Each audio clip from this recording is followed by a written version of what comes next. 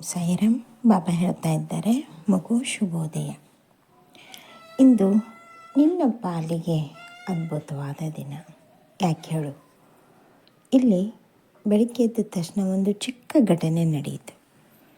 ಮನೆಯಲ್ಲಿ ನೀರಿಲ್ಲ ಅಂತ ಏರಿಸುವಾಗ ಮೋಟ್ರೇನೋ ಹಾಗೇ ಬಿಡ್ತು ಅಂತ ತುಂಬ ಚಿಂತೆ ಮಾಡ್ತಾಯಿದ್ದೆ. ಅದಕ್ಕೇನು ಮಾಡಬೇಕು, ಹೇಗೆ ಮಾಡಬೇಕು, ಯಾವ ರೀತಿ ಮಾಡಬೇಕು ಅದನ್ನು ಯೋಚನೆ ಮಾಡ್ತಾ ಕುಳಿತಿದ್ದೆ. ಹೌದಲ್ವ? ಚಿಂತೆ ಮಾಡಬೇಡ. ಆ ನಿಮಿಷದಲ್ಲಿ ನೀನು ಯೋಚನೆ ಮಾಡಿ ಪರಿಹಾರವು ಕಂಡುಕೊಂಡೆ. ಎಲ್ಲೋ ಏನೋ ಮಿಸ್ ಆದಂಥ ಸ್ವಿಚ್ಚು ಅದು ತನ್ನಿಂದ ತಾನೇ ಆಫ್ ಆಗಿತ್ತು, ಹೀಗಾಗಿ ಅದು ಸರಿಯಾಯಿತು ಅಂತ ನೋಡಿಕೊಂಡೆ. ಹಾಗೆ ಜೀವನದಲ್ಲಿ ಏನಾದರೂ ಸಮಸ್ಯೆ ಬಂದಾಗ ಒಂದೇ ಒಂದು ಸೆಕೆಂಡು ಸಮಾಧಾನದಿಂದ ಕುಳಿತರೆ ಆ ಸಮಸ್ಯೆಯಲ್ಲೇ ಪರಿಹಾರ ಖಂಡಿತವಾಗಲೂ ಇದ್ದೇ ಇದೆ. ನಿನ್ನ ಅಂದರೆ ಚಿಕ್ಕ ವಯಸ್ಸಿನಲ್ಲಿ ನಿನ್ನ ಗುರುಗಳು ಪಾಠ ಮಾಡುವಾಗ ಹೇಳ್ತಾ ಇದ್ದರು,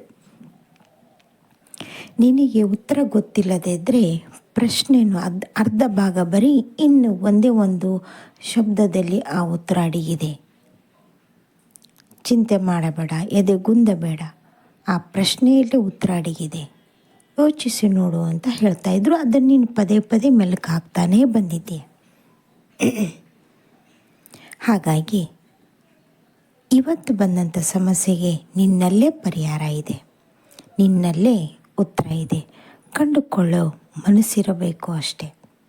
ಯೋಚನೆ ಮಾಡಬೇಡ ಕಂದ. ಹಾಗೆಯೇ ನಾನು ನಿನ್ನ ಜೊತೆಗೆ ಸದಾಕಾಲ ಇದ್ದೇ ಇದ್ದೇನೆ. ಅನುಭವ ನಿನಗೆ ಪದೇ ಪದೇ ಆಗ್ತಾನೇ ಇದೆ. ಮನಸ್ಸಿಟ್ಟು ಒಂದೇ ಒಂದು ಸಲ ನನ್ನನ್ನು ಕರೆದರೆ ಸಾಕು, ಓಡೋಡಿ ನಿನ್ನ ಹತ್ರ ಬರುತ್ತೇನೆ. ಚಿಂತೆ ಮಾಡಬೇಡ, ಯಾವುದಕ್ಕೂ ಯೋಚನೆ ಮಾಡಬೇಡ, ಯಾವುದಕ್ಕೂ ಎದೆಗುಂದಬೇಡ, ಹೆದರಬೇಡ. ಯಾಕೆಂದರೆ ಯಾವಾಗಲೂ ನಾನು ನಿನ್ನ ಜೊತೆಗಿದ್ದು ನಿನ್ನ ಕೈ ಹಿಡಿದುಕೊಂಡು ನಡೆದಕ್ಕೂ ಮುಂದೆ ಕಳಿಸುತ್ತೇನೆ. ಈಗಿದ್ದಂಥ ಒಂದು ವ್ಯವಹಾರ ಆಗಲಿ, ಒಂದು ಜಾಬ್ ಆಗಲಿ, ಅಥವಾ ಒಂದು ಉದ್ಯೋಗದಲ್ಲಿ ಬಡ್ತಿ ಕೊಡೋದಾಗಲಿ ತಗೊಳ್ಳೋದಾಗಲಿ 3 ವರ್ಷ ಕಾದು ನೋಡೋಕ್ಕಂದ. ಈಗ ಮಾಡುವಂಥ ಪ್ರಯತ್ನ ಹೀಗೆ ಇರಲಿ. ಒಂದೇ ಒಂದು ದಿನವೂ ನೀನು ತಡವಾಗಿ ಎದ್ದಂಥದ್ದು ಹಾಕಲೇ ಇಲ್ಲ. ಯಾಕೆಂದರೆ ಇವತ್ತು ನಾನು 5 ನಿಮಿಷ ತಡವಾಗಿದ್ದರೆ ಬರೋ ಕೆಲಸದಲ್ಲಿ 5 ನಿಮಿಷ ಲೇಟಾಗುತ್ತದೆ. ಹಾಗಾಗಿ ಆ ಸಮಯಕ್ಕೆ ಸರಿಯಾಗಿ ನಾನು ಮಾಡಲೇಬೇಕು ಅಂತ ಒಂದು ಧ್ಯೇಯ ಇಟ್ಟುಕೊಂಡಿದ್ದೆ.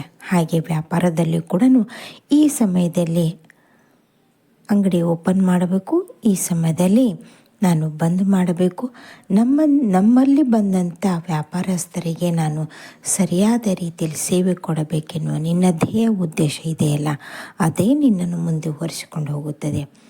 ಅದೇ ಬೇರೆಯವರು ವ್ಯಾಪಾರ ಮಾಡುವಂಥ ಜಾಗದಲ್ಲಿ ಸರಿಯಾದ ಸಮಯದಲ್ಲಿ ಬರೋದಿಲ್ಲ, ಸರಿಯಾದ ಸಮಯದಲ್ಲಿ ಹೋಗೋದಿಲ್ಲ, ಅಲ್ಲಿ ಬೇಕಾದಂಥ ವ್ಯಾಪಾರಸ್ಥರ ಜೊತೆಗೆ ಸರಿಯಾಗಿ ಮಾತು ಕೂಡ ಆಡೋದಿಲ್ಲ.